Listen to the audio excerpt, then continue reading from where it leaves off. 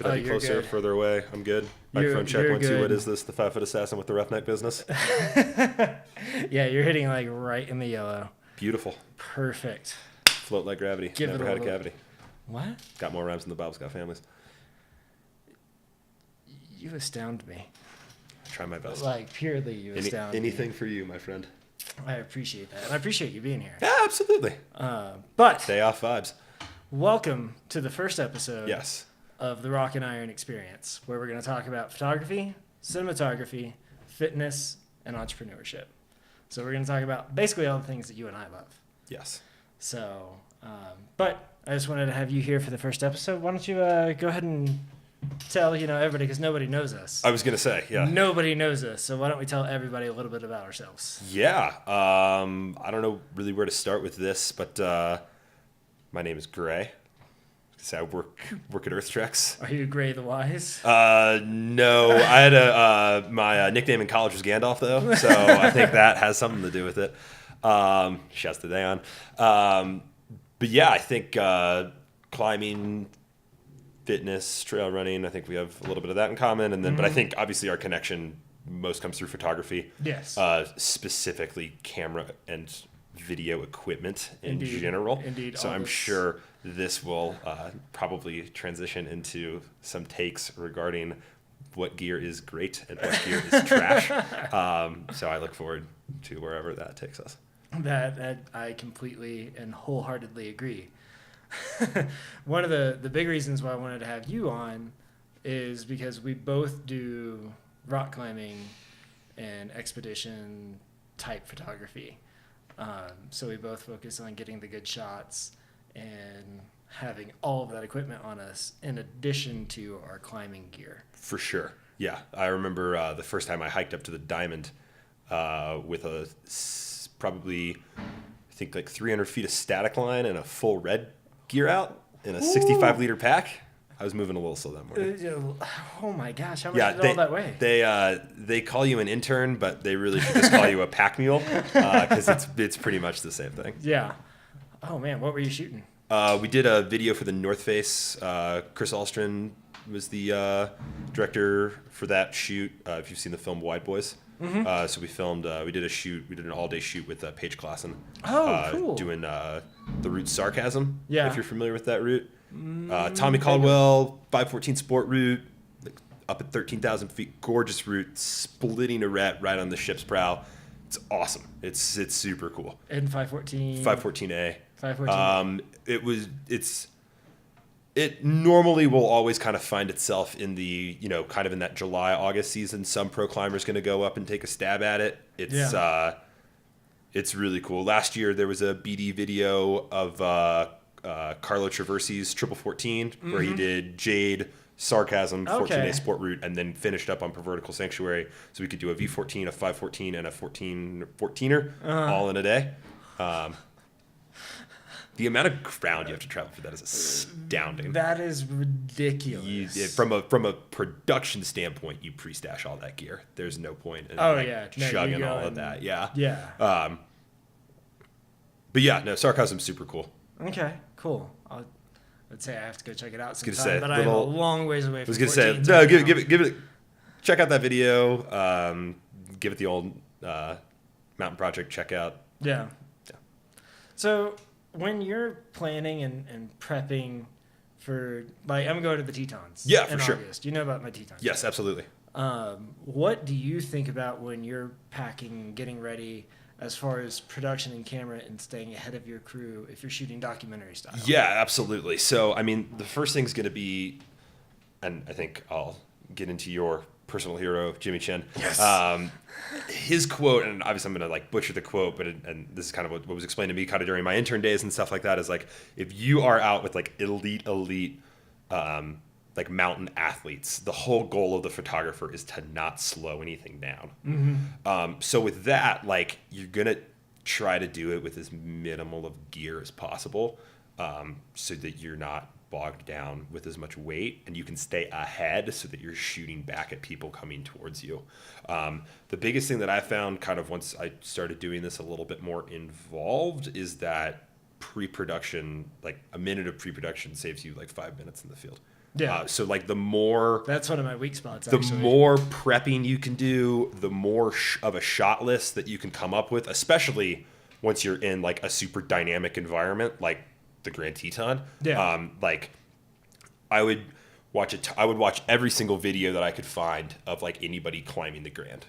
What shots do I like? What shots do I not like? Which shots am I inspired? Cough, cough, stealing.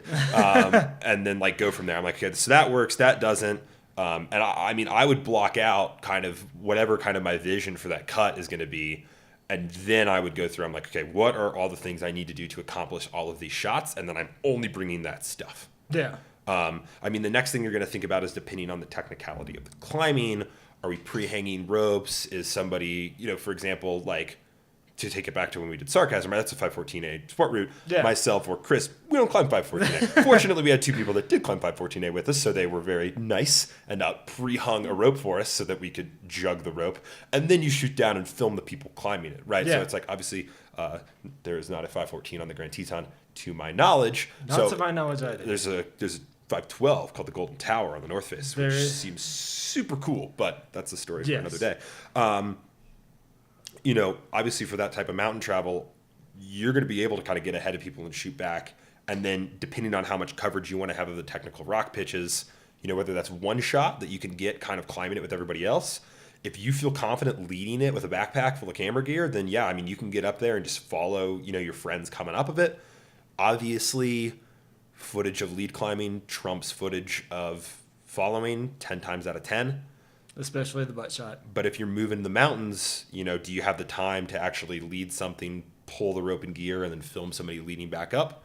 That's a decision that you're going to have to make ahead of time. Yeah. But to kind of get to your point, I would do as much pre-production as possible, as much of a shot list as robust as I can make that, and then exclusively bring the gear for that. Yeah.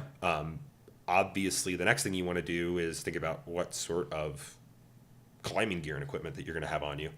And then who else is going to be in your party? And then how are you going to divide not only gear, but food and water and kind of normal mountain travel? Yeah. So my normal kit that I always take is that guy, Yep. the D750, Yep. and the 24-70. Of course. Like that's that's it. Yeah, absolutely. I do that, throw a sling, 3 or 4 batteries, and I'm off. Money in the to bank. the races. Do you ever take multiple lenses? Or... Yes. Yeah, so for me, obviously, as you're aware, I'm in a bit of a transition in my camera equipment, which if you want to land to that, I'm sure we can. But for me, I would normally travel with a 16-35 zoom, especially kind of in the mountains. You're going to be shooting more landscape style stuff. You want to show off these pretty environments. I think ultra wide is the best way to do that. And then additionally, I think documentary style, you want to see people's faces. You want to convey that emotion. So you're going to want to shoot on a wide lens and get really up close, tight, and personal to the action. So I kind of like having, I would be shooting stuff between me and you right here. I mean, that's as close as I need to be. And I have that 16-35 so I can really kind of get in and interact and do what I need to do. And then with that, I'm always going to bring a 50 millimeter. Yeah. Without fail. That's like your go-to. I shoot so much stuff on my 50. And again, like I'm, love that cinematic look, sucker for a super shallow depth of field. And 1.8 f2 is just going to, especially if you're shooting on a full frame sensor, it's gonna look significantly more shallow and different than even a 24-70 at 2.8. And of course, the best part, we go tying this back to moving fast and light in the mountains. 51.8 weighs next to nothing. It's true. You can like dangle it on your face. Yeah. Now, of course, you're going to need to come up with some sort of solution to carry your zoom when the 50 is on the camera. How you choose to do that, whether that's a bag with your gear in it already. A good pro tip would be a chalk bag with no chalk in it.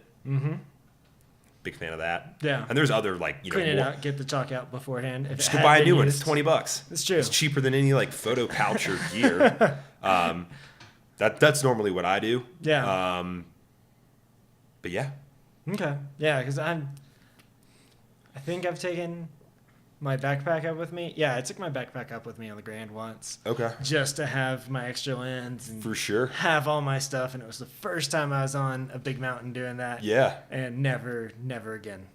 Okay. I remember I was at the Rock and Ice photography workshop, and we were up at this sport crag outside of Basalt, and it was like a full bore, like 45-minute hour approach of just like up this like 30-degree angle scree field. Oh, and I brought every piece of gear I had, plus all of my jugging gear, plus static rope, and I brought my tripod.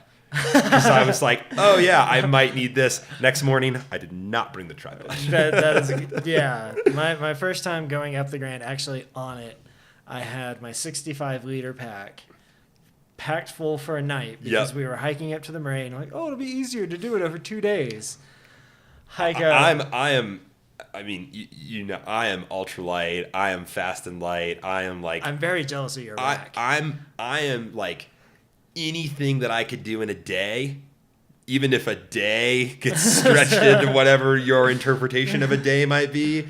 I am always going to choose that option over like bringing bivy gear, bringing extra food, bringing a tent, bringing water purification. Like, oh yeah, like if you can like. So, for example, like I'm planning this summer, I'm going to do Lone Eagle Peak in the Indian Peaks Wilderness. I'm going to do that car to car in a day. There you go.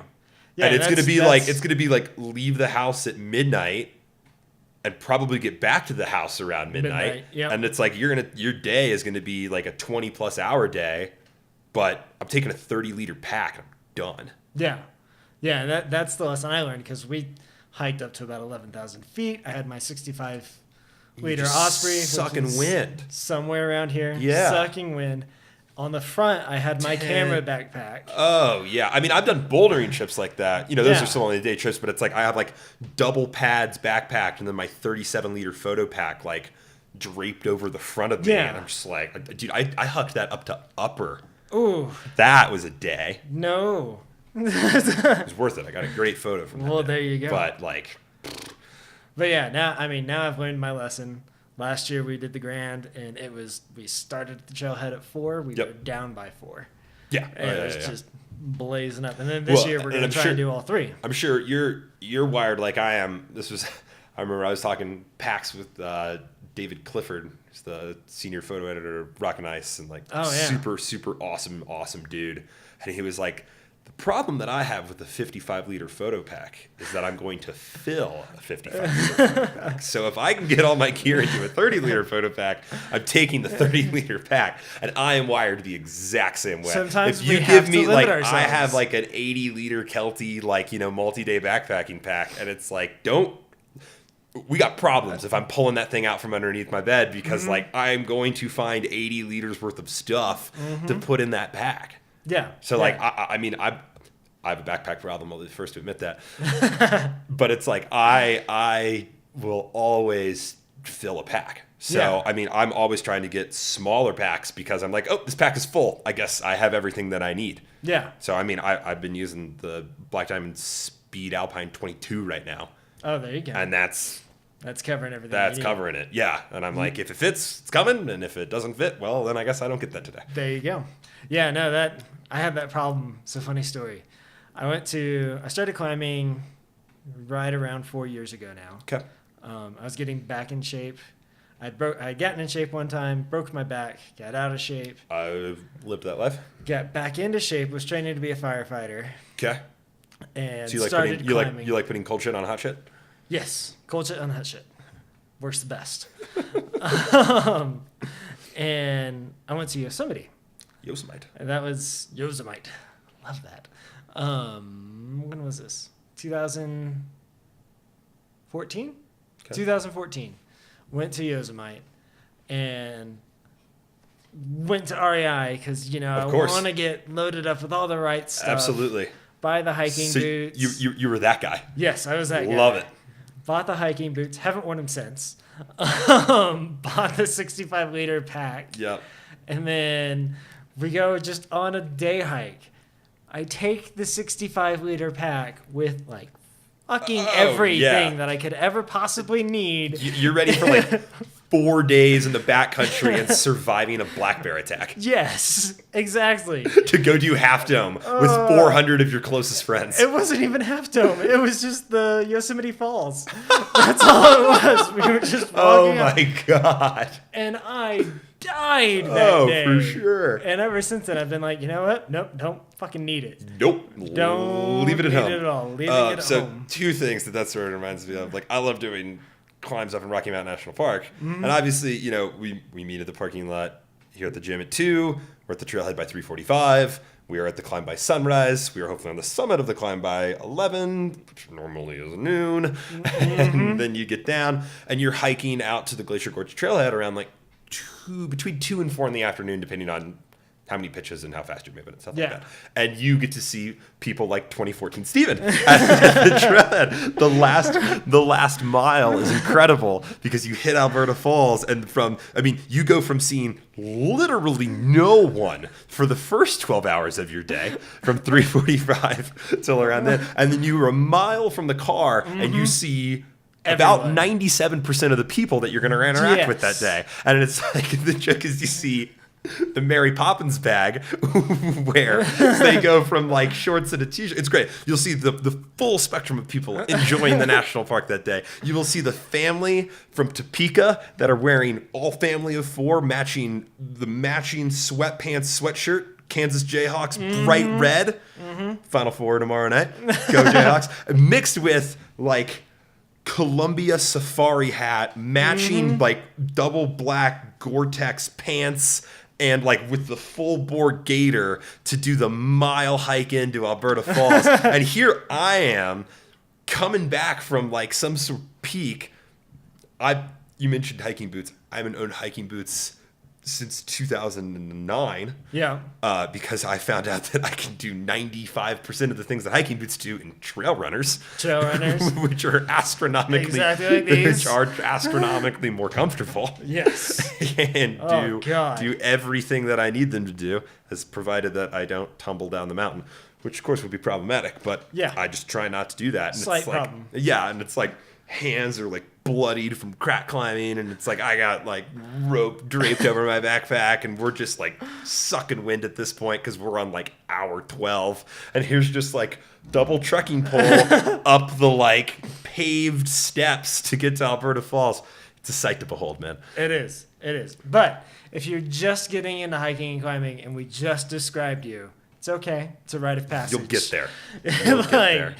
I was going to say, my first backpacking trip was exactly the same. I went and did Mount Wyndham in the San Juans in 2009, summer 09. I haven't been down to the San Juans Oh, my God, it's incredible. Trying to get back there, I would like to do it this summer because I really want to do it.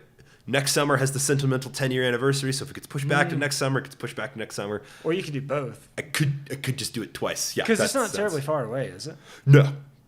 You drive. We could do a weekend. Drive into Durango. It's a 6-hour drive. Yeah, no, we could do a weekend. Yeah, no, you could totally make it happen.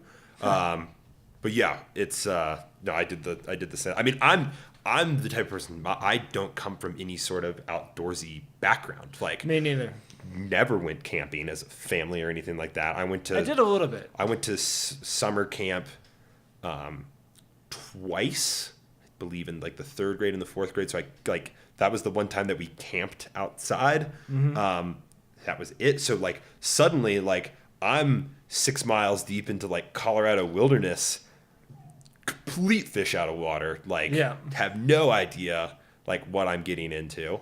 I always point back to that because like look at me now. First time I like climbed on real rock. First time I like did any sort of backpacking. First time I really carried a digital camera. So like I mean that's kind of like what really started it all. For like where I am now. Yeah. But no, I mean, I was the exact same way. Like we just went to REI and I had a big list of like, this is what you need to not die in the woods. And I'm like, okay.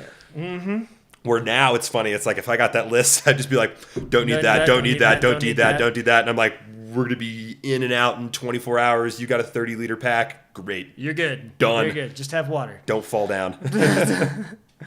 Okay. So what? Let me get this over. What got you into photography, and then how did you think to combine that with for outdoors? sure. So I had a really good friend in high school who I'm still super tight with now, who had kind of the full Canon DSLR kit.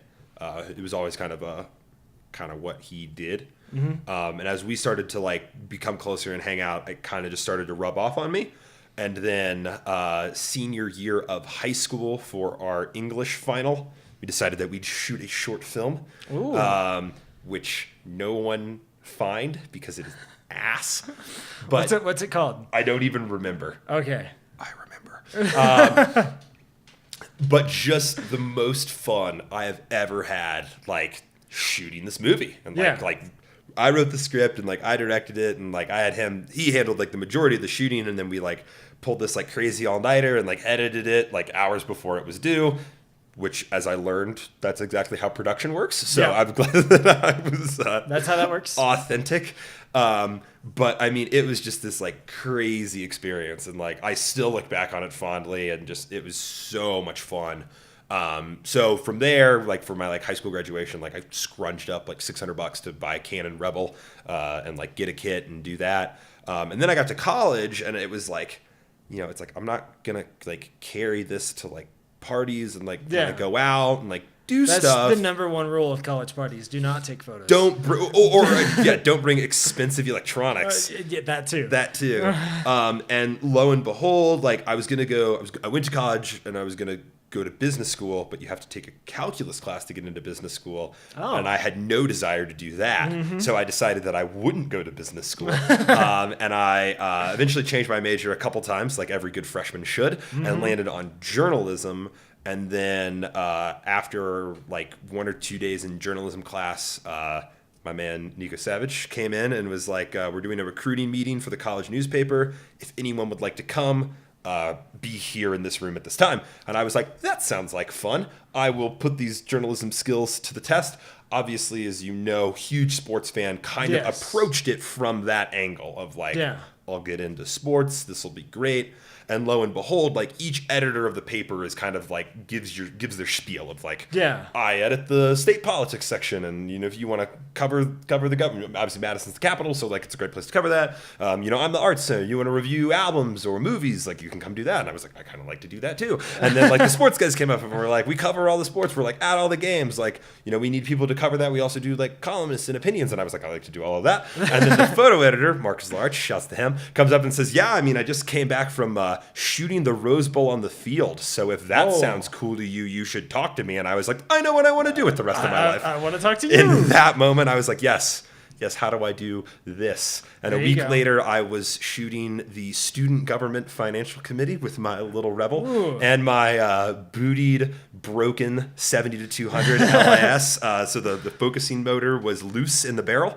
So you had to tilt it 90 degrees upward so that the focusing motor would fall back into place. And then if you kept it above a plane, an even plane, it would focus and it would work. If you dropped it below 90 degrees, and the focusing motor would fall out of place, and you since had to recog it. Kind of like playing Time Crisis at the arcade. To reload your pistol, you have to aim off the screen. That's exactly what it was like with this. And of course, as you're aware, 70 to 200 2.8 lenses don't balance on plastic Rebels worth a damn. So that was fun as well. But I mean, I was just like giddy with excitement, covering literally not even the student government meeting, but the student government financial committee meeting. And I was hooked. Just loved it. Like, hook, line, and sinker photojournalism, having the camera, whole 9 yards doing that.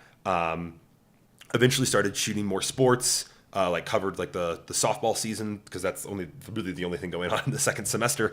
And then from there, took a trip to the RNC in 2012. Cool. So I covered that. And then got back that time, moved into the photo editor role for my sophomore year of college. So I covered, obviously, the 2012 presidential election, Wisconsin being a swing state. So Obama came to campus, Romney came to Milwaukee. So I covered both of those events, which was super wild. There you go. Shot the entire football season. Badgers won the Big Ten that year, thanks to some shenanigans. But covered the Big Ten championship in Indianapolis, then moved straight into basketball season. Big Ten tournament, all 3 days in Chicago. Oh, wow. I mean, just the time of my life. Like, still my best friends from school were like all editors. We had a really cool group because like all the editors were also sophomores. So we were like all super young and like 19 and had no idea what we were doing. But like still like just like gave it our best. And just, I mean, it's so much fun. Just, oh my God. That is so much more like official than my story of how I got so, I mean, I did that and then didn't exactly, basically like you're only an editor for a year. Like some people stick around for another semester or another year, like if they need you to, but it's like always like, especially like student journalism is like getting as many people involved, giving as many people the experience as possible. And it's like kind of getting out of the way of the next generation. Yeah. So I did that and it broke my heart a little bit, but kept going. And then I kind of got involved with like a video department and like kind of turned that into a thing. Yeah. So started shooting a little bit more video. Like my heart has always been in photography, not shooting videos, but like, especially being a journalism major, it was like, if you don't know how to do this, you're setting yourself up for failure. Yeah. Simultaneously, I took a 30-foot grounder climbing and fractured my spine at the very end of my sophomore year. So that kind of put me out of the game a little bit too. So obviously my entire junior year of college, I really don't do anything because I'm letting my back heal. Yeah. And that's kind of like, you don't know what you have till it's gone with climbing. So, I climbed competitively in high school for like my sophomore and junior year of there. Obviously, as I got alluded to, like took my trip out here to Colorado, took another trip out to the Grand Canyon.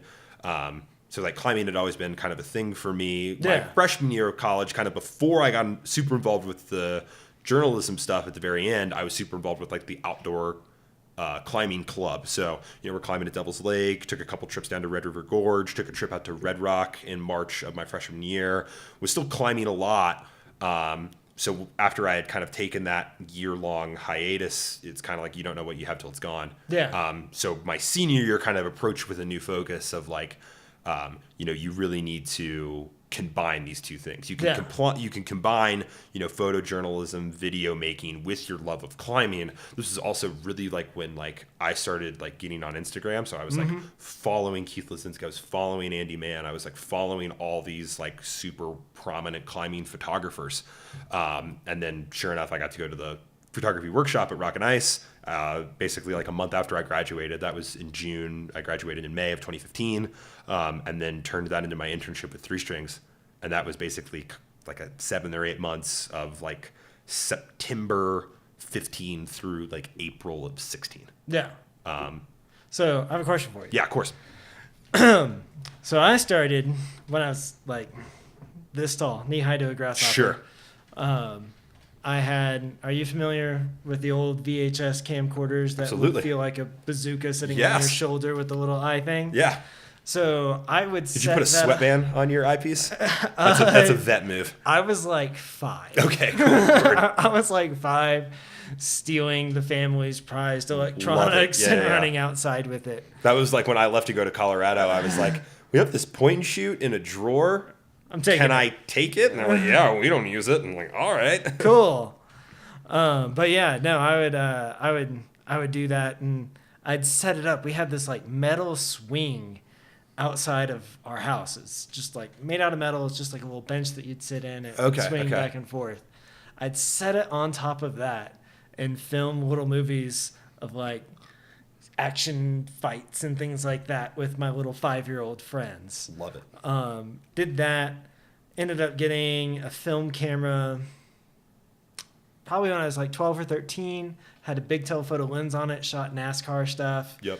I grew up in Texas, so absolutely. Sorry. I grew up in Tennessee. It's not that different. NASCARs don't even drive straight. Do you know that? The tire pressure's off on the left side? Yeah, that's why they can't drive straight. That's why we call it turn left. Yeah. So that's where I got started. And then, life shit happened. I got turned away from that. And then back in like 2007, 2008, 9, I picked up a Nikon D40, shot with that for a few years, sold it, got out of the game for a bit, and then a few years ago picked up the D3200, and then 2 years ago got the D750. Yep. And been going kind of crazy with it lately. Yeah, is that kind of your gear progression? Yeah. Okay. So that's, that is. So you went film to a D40 to a 3200 to the 750. Which is a 3200, great starter camera. Oh, yeah. Lovely starter camera. Yeah. I outgrew it very quickly. That's normally what happens shooting on that style body. Yeah. Yeah. I found myself doing that too. I was trying to shoot, Division I college softball with a Canon Rebel that had a raw buffer of 4. Yeah. Yeah, that's 4. so Try to shoot sports with a raw buffer of 4. Not 4D, not 14. 4. click. Pause. Yep. And I guess that's something to take away from it is if you're looking to get into photography, if you're looking to get into cinematography, while buying the not point and shoot, but it could be a point and shoot. Maybe a point and shoot's a better place to start. Honestly, than like a small level crop sensor. right, because like you think about like I don't have like B&H up in front of me right now, but it's like your entry level Rebel or what is it, 3300, 3500, 34, whatever. It's 34, like 500-600 now. Whatever it is now. Yeah, I mean you're going to be looking at like $600-700. Yeah. With you know an 18 to 55 or you know if you want to splurge like an 18 to 135 on the front of that thing, where it's like, dude, $700 gets you like a top of the line point and shoot with an optical zoom on it and stuff like that. So it's like, or half of a refurbished D750. You're not getting a glass. which is its own can of worms. But yeah, I mean, it's like, I mean, I'm sure you're like me in the fact where people are like, I want to buy a camera. What camera should I buy? I love this question. I go It's a very long question. Great. But of course, it's always going to start with, okay, how much do you want to spend? Because that's going to be like basically the determining factor of what you want to do. I think maybe it should start with what do you want to do? Oh, yeah, How absolutely. often What do you want to shoot, you know? And how much are you willing to learn? For sure. I traveled for work for a couple of years, and I was in Minnesota, and I had a guy who was like, I need you to show me how to take how to use my camera because my cell phone takes better pictures. Like, well, cell phone may or may not take better pictures. You just don't know how to use the tool that you've been not been given. But well, and of course, speaking to sell, you know, I sent you that article the other day. I mean, it's like we're shooting full length, feature length cinema on iPhone 7s now. 7s, yeah. I mean, so it's just, I think people run into the problem of how much are you going to commit to this and how much do you actually want to learn? Because it's a skill. Yeah, absolutely. And you have to learn it and practice it. Absolutely. Yeah, I mean, it's like, and I always come back to like the best camera is the one that's with you. So for me, and this is kind of what in my current transition is like, get a camera that you want to carry. Yeah. Get a camera that you like to have with you. Get a camera that you're okay like living on your shoulder. You know, I got to a point where it's like a D750 with a big ass zoom on it. Like it felt clunky. It felt like I was carrying around a sign that said, please rob me. And I didn't want to just like pick up and shoot. I didn't want to throw the camera everywhere. I'm like, cool, I don't have anything going on tonight. It's, you know, 5:30 and the light's good. I'm just going to go walk around for 30 minutes and just shoot what I see. Yeah. And I do that now because, you know, now I have a little mirrorless rangefinder that like I like. Yeah. And it's fun and it looks cool. And what are you shooting with now? So I've just transitioned from a Nikon D750 to a Fuji X Pro 2.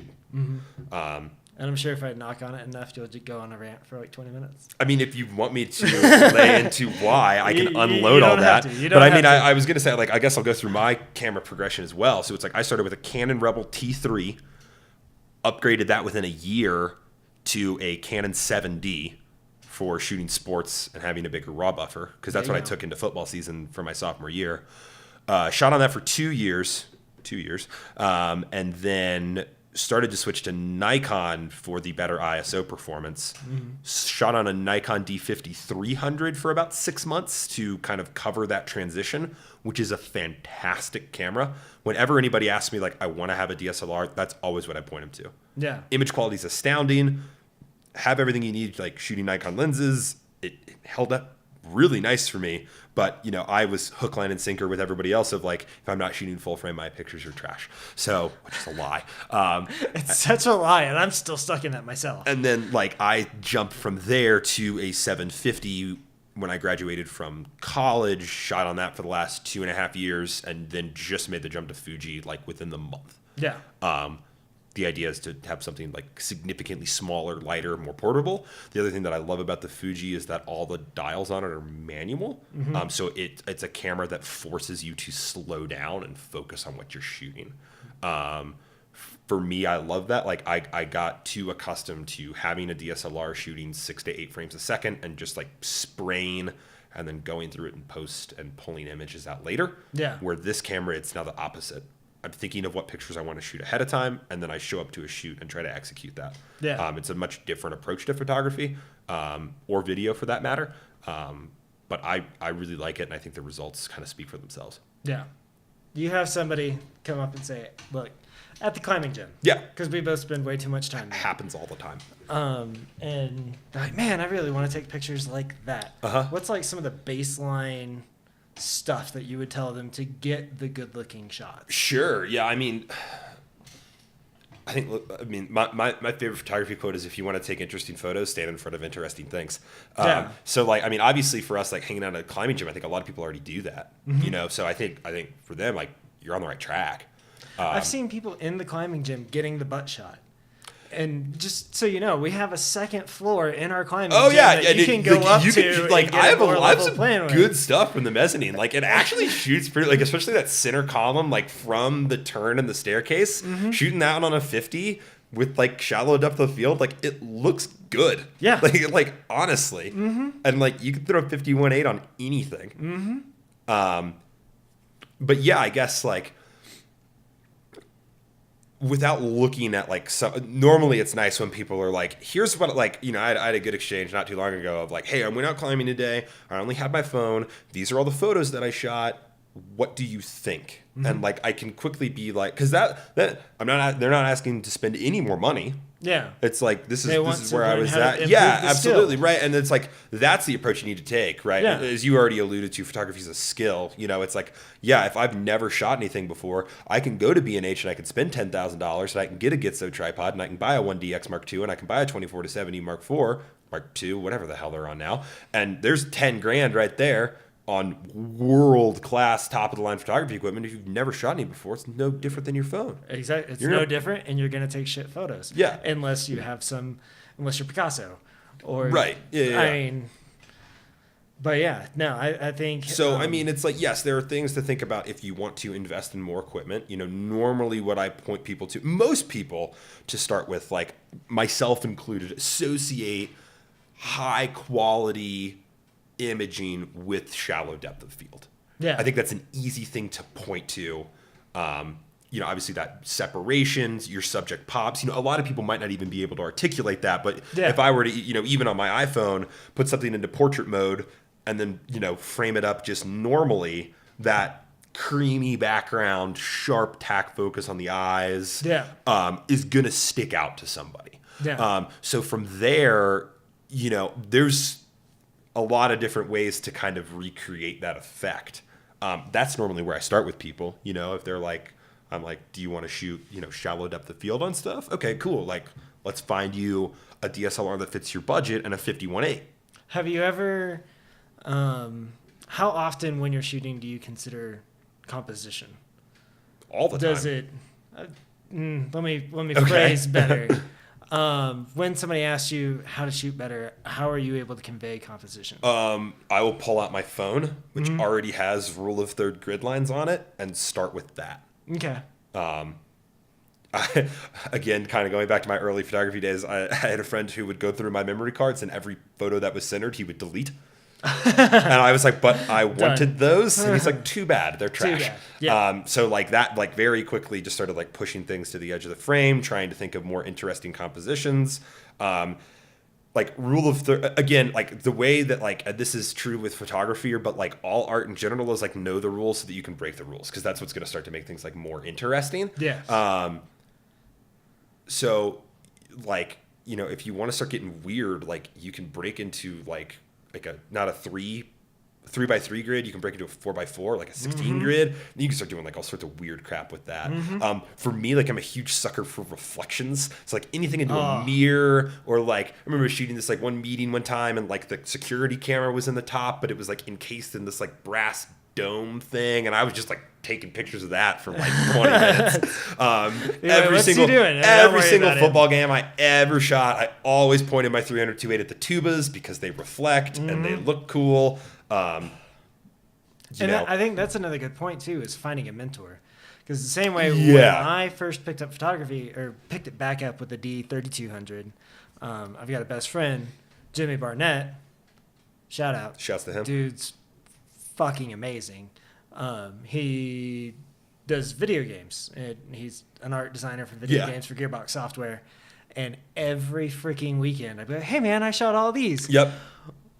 how good are they? Yep, How trash, shit trash, are they? got And something it there, was trash, trash, just trash. like, Yeah. for a year, I just got beat with a baseball but bat. that's the thing, right? It's like, you know, and obviously, like, now that I feel like I almost have a vague clue of what I'm talking about, like, the idea of shooting on film, like, starts to make more sense, right? It's like keepers per 36. Yeah. Like, that's the way you need to think about your photography. Yeah. You know? And that's so hard to do on a DSLR, especially like a high-end DSLR that's shooting 6, 8, 10 frames a second. Because Yeah. you no longer think like that. You can just fire off. Exactly. And that's, again, like what puts me back to the Fuji, and suddenly it's like, I have a manual shutter speed dial. I have a manual aperture ring. And then it's like, okay, cool. Like, Everything needs to be thinking intentful. about it of like, Yeah. you have 36 pictures until you're spending another $6 to shoot another 36 pictures. Yep. Make them count. Yeah. And I think that's another part of having the mentor that beats you up, Right. like Jimmy did to me. And I'm sure your mentor, deleting your photos, A lot of them. beat Yeah, the shit out of you. absolutely. Not physically, but That's bad. Don't do that. but don't do That's that. a crime. But like forces you to get better, forces you to get into the mindset Right. of, okay, Well, well, and it's for- okay if I screw up. Exactly. I'm gonna learn from it, and that like, carries I think, over to everything. I think you and I are the same way. Like, I'm a competitive person. I like proving people wrong. So it's like, I like coming back and being like, you gave me all this feedback this time. Like, I'm going to give you my like 10 best pictures. And it's like, I don't want you to think that they're trash. Yeah. Like those mentors, it's like, now it becomes like, I'm shooting to impress them. Yeah, which can be a great thing.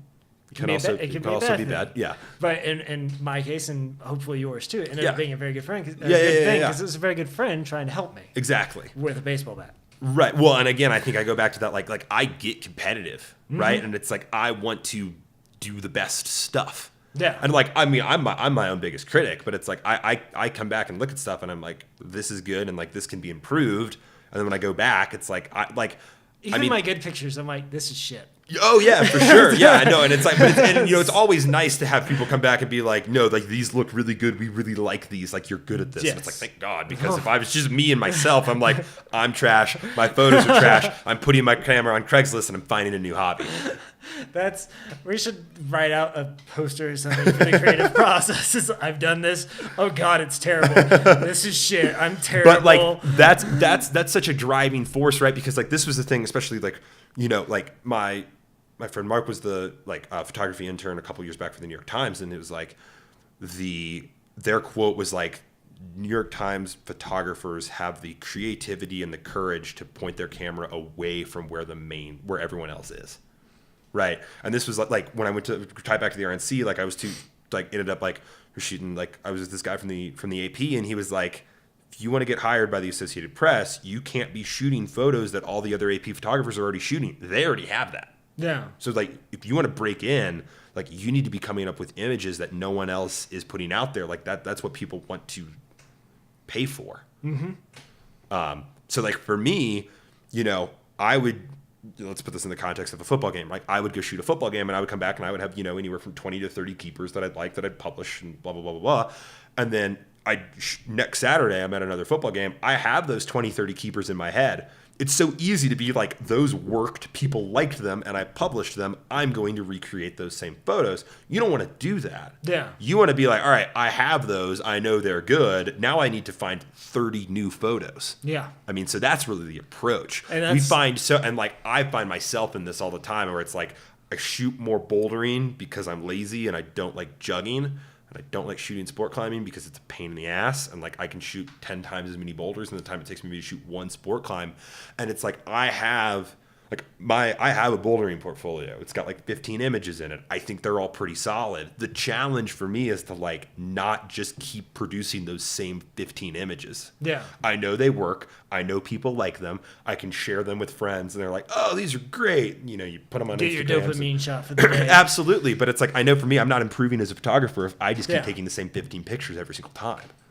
Yeah. No, and I'm actually I shoot a business meeting every first Friday. Yeah. And it's been like 6 months and I'm going, oh crap. I'm starting to just produce all the same pictures for the speakers that come through.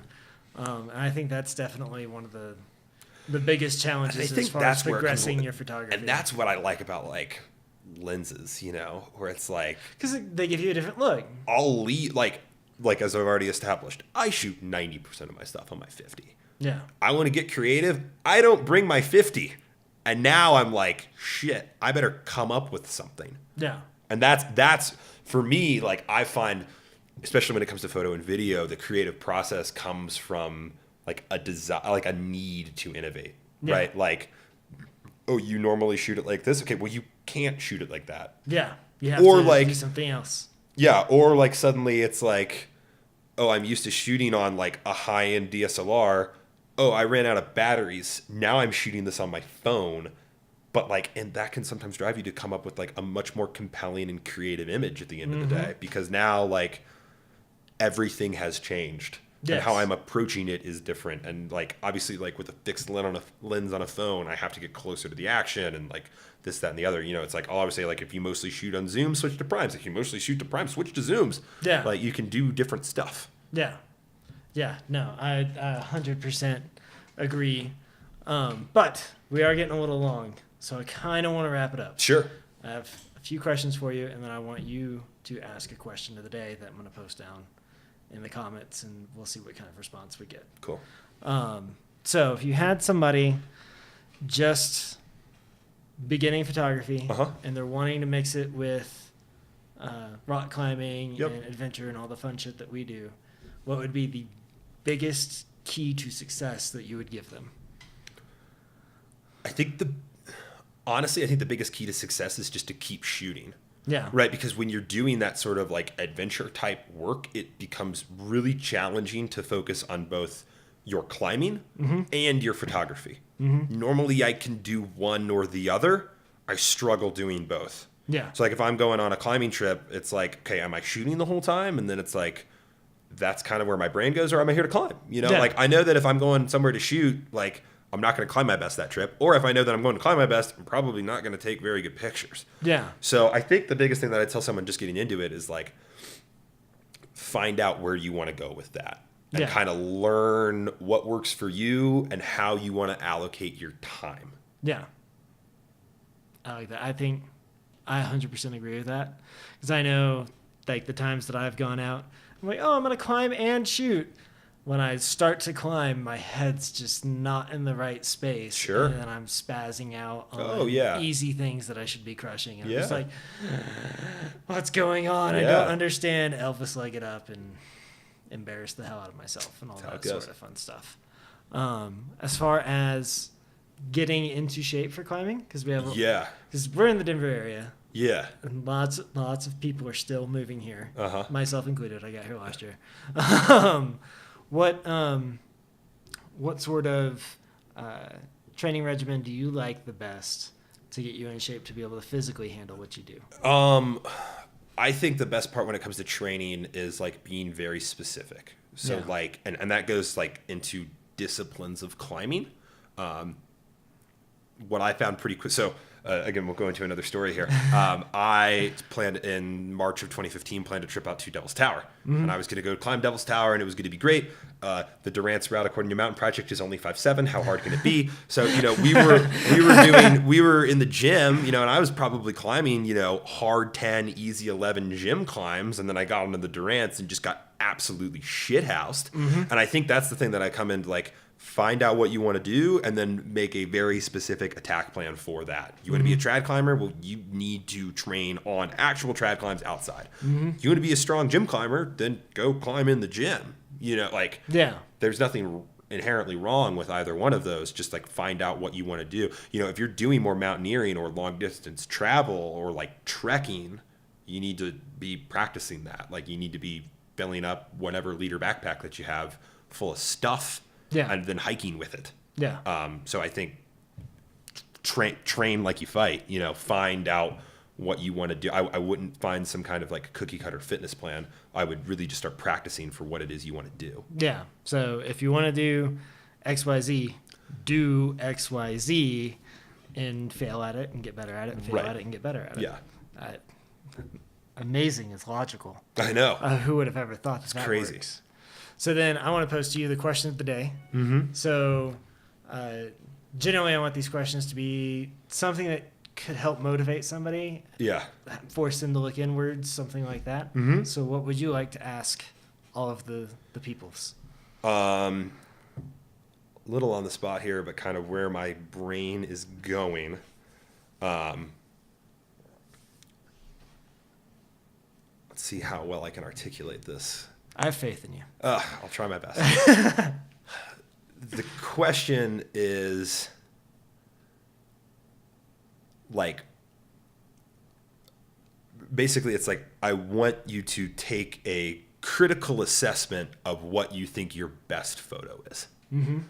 Whatever that might be, could be, go through your library of like, this is my proudest image, and like, what are 2 things that are wrong with it?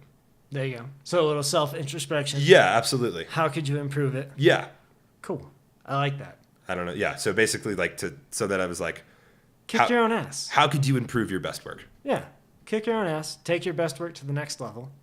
And I think that'll wrap it up. Cool, man. Episode 1, sir. Absolutely. Appreciate Thank the you time. for being here. Yeah. Appreciate it.